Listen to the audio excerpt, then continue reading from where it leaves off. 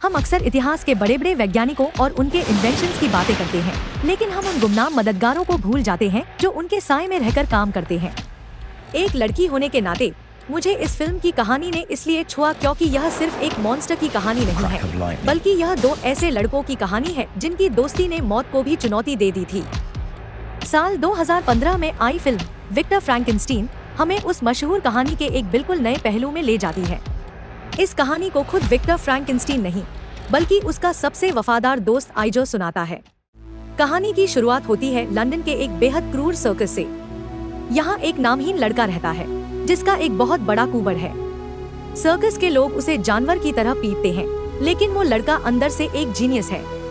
उसे इंसानी शरीर और हड्डियों की इतनी गहरी समझ है कि वो चुपके से डॉक्टरों की किताबें पढ़ता है। उसी सर्कस में लॉरेली नाम की एक खूबसूरत डांसर है जिससे वो लड़का चुपचाप मोहब्बत करता है। एक दिन लॉरेली ऊंचाई से गिर जाती है और उसकी सांसें रुकने लगती हैं।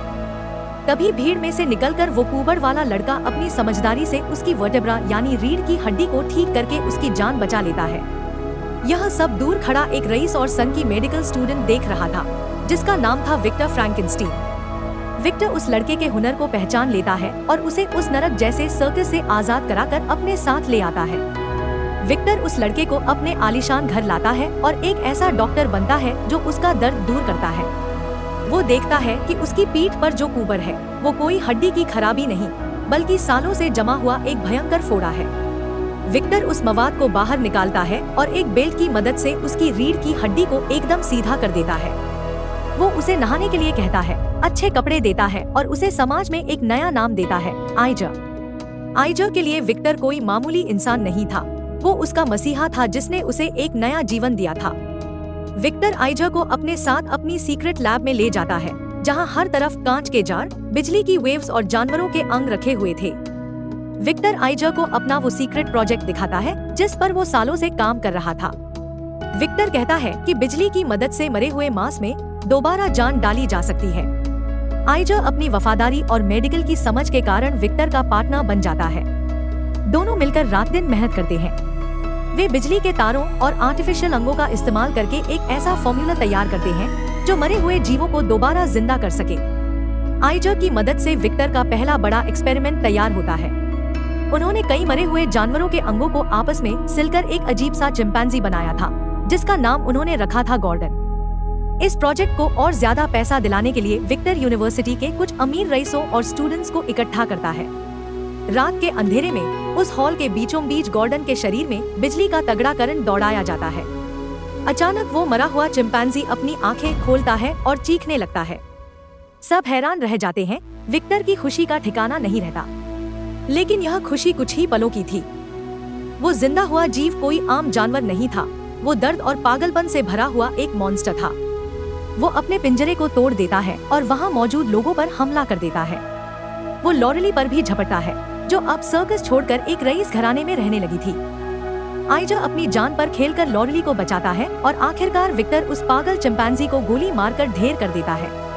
इस घटना से पुलिस इंस्पेक्टर टर्पिन को शक हो जाता है कि विक्टर फ्रैंकेनस्टीन कानून और धर्म के खिलाफ जाकर कोई बहुत बड़ा और गंदा खेल खेल रहा है।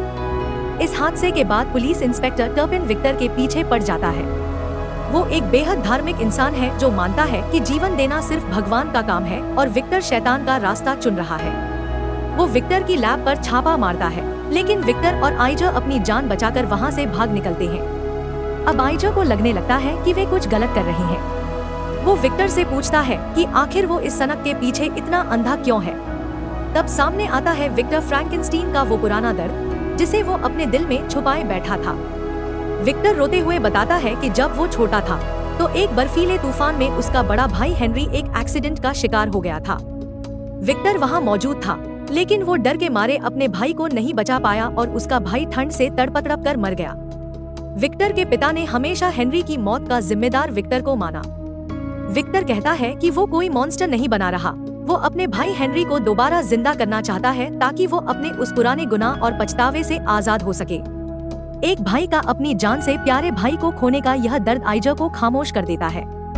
वो चाहकर भी अपने मसीहा का साथ नहीं छोड़ पाता। अब इस खेल में एंट्री होती है फिनिगन नाम के एक बेहद अमीर और लालची इंसान की। फिनिगन विक्टर की इस तकनीक को चुराकर एक अमर आर्मी बनाना चाहता है। वो विक्टर और आइजा को स्कॉटलैंड के एक सुनसान इलाके में बने एक बहुत बड़े और डरावने किले में ले जाता है। वहाँ वो विक्टर को असीमित पैसा और रिसोर्सेज देता है। यहाँ शुरू होता है इतिहास का सबसे बड़ा क्रिएशन। इस बार वे किसी जानवर को नहीं बल्कि एक विशालकाय इंसान को जिंदा करने वाले थे। आइजा इस शरीर के डिजाइन में एक बहुत बड़ा बदलाव करता है। वो कहता है कि एक आम इंसान का दिल बिजली के इतने बड़े झटके को सहन नहीं कर पाएगा, इसलिए इस शरीर के अंदर 2 दिल और 2 लंग्स लगाए जाते हैं ताकि यह जिंदा रह सके। लेकिन आइजा को धीरे धीरे समझ आ जाता है कि फिनिगन इस जीव के जिंदा होते ही विक्टर को मार डालेगा। आइजा विक्टर को समझाने की कोशिश करता है कि यह विज्ञान नहीं बल्कि खुदकुशी है, लेकिन विक्टर अपने भाई को वापस पाने के जुनून में इतना अंधा हो चुका है कि वो आइजा पर ही चिल्ला पड़ता है और उसे अपनी जिंदगी से बाहर निकाल देता है। फिनिगन के आदमी आइजा को पकड़कर नदी में फेंक देते हैं, लेकिन लॉरेली की मदद से आइजा किसी तरह जिंदा बच जाता है। अब आती है फिल्म की वो आखिरी और खूंखार रात। आसमान काले बादलों से घिरा हुआ है और ऐसी बिजली कड़क रही है मानो खुद कुदरत विक्टर को चेतावनी दे रही हो। विक्टर उस 8 फीट के विशालकाय शरीर को, जिसे उसने प्रोमेथियस नाम दिया था, किले की छत पर ले जाता है। एक जोरदार धमाके के साथ आकाशीय बिजली सीधे उस मशीन और उस शरीर के अंदर समा जाती है। पानी के उबलने और तारों के चटकने की आवाज के बीच वो विशालकाय जीव अपनी आंखें खोलता है।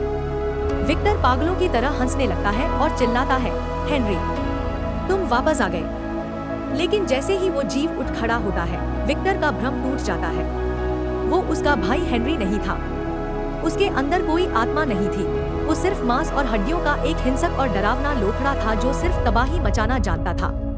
वो जीव गुस्से में फिनिगन को मार डालता है और विक्टर पर भी हमला कर देता है। ठीक उसी वक्त आइजा वहाँ पहुँचता है। वो अपने दोस्त विक्टर को बचाने के लिए उस मॉन्स्टर के सामने खड़ा हो जाता है। वह जीव इतना ताकतवर है कि वो गोलियों और आग से भी नहीं डरता। वह मॉन्स्टर विक्टर का गला घोंटने ही वाला होता है कि विक्टर को आखिरकार अपनी गलती का एहसास होता है। वो समझ जाता है कि उसने भगवान बनने की कोशिश में सिर्फ एक अभिशाप को जन्म दिया है। वो आइजा की तरफ देखता है और दोनों अपनी पुरानी मेडिकल समझ का इस्तेमाल करते हैं। आइजा को याद आता है कि इस जीव के अंदर 2 दिल हैं। जब तक दोनों दिलों को एक साथ नष्ट नहीं किया जाएगा, यह नहीं मरेगा। विक्टर एक नुकीली रॉड उठाता है और आइजा एक तलवार लेता है। दोनों एक साथ एक ही समय पर उस मॉन्स्टर के सीने के दोनों तरफ वार करते हैं। वह जीव दर्द से चीखता है और किले की दीवार को तोड़ते हुए नीचे उफनते समुद्र की गहराइयों में गिर जाता है। किला पूरी तरह तबाह हो जाता है। सुबह का सूरज उगता है। आइजा और लॉरेली सुरक्षित बाहर आ जाते हैं। विक्टर फ्रैंकेनस्टीन वहाँ से कहीं दूर चला जाता है क्योंकि पुलिस अब भी उसके पीछे थी। फिल्म के अंत में आइजा को विक्टर की लिखी एक आखिरी चिट्ठी मिलती है। उस चिट्ठी में विक्टर लिखता है कि दुनिया हमेशा फ्रैंकेनस्टीन को उसके बनाए मॉन्स्टर के लिए याद रखेगी, लेकिन मेरे लिए मेरी सबसे बड़ी और सबसे खूबसूरत खोज वो मॉन्स्टर नहीं था, बल्कि तुम थे आइजा। एक सच्चा दोस्त। एक लड़की के तौर पर यह फिल्म मुझे सिखाती है कि चाहे कोई इंसान कितना भी टूट चुका हो या समाज ने उसे कितना भी दुत्कारा हो, अगर उसे किसी का सच्चा साथ और विश्वास मिल जाए तो वो अपनी जिंदगी को दोबारा संवार सकता है। आपको विक्टर और आइजा की यह अनोखी और रियलिस्टिक कहानी कैसी लगी? क्या आपको भी लगता है कि आइजा के बिना विक्टर कभी कामयाब हो पाता? मुझे कमेंट बॉक्स में जरूर बताएं। वीडियो पसंद आया हो तो लाइक और शेयर करें और चैनल को सब्सक्राइब करना न भूलें। मिलते हैं अगले वीडियो में। तब तक के लिए अलविदा।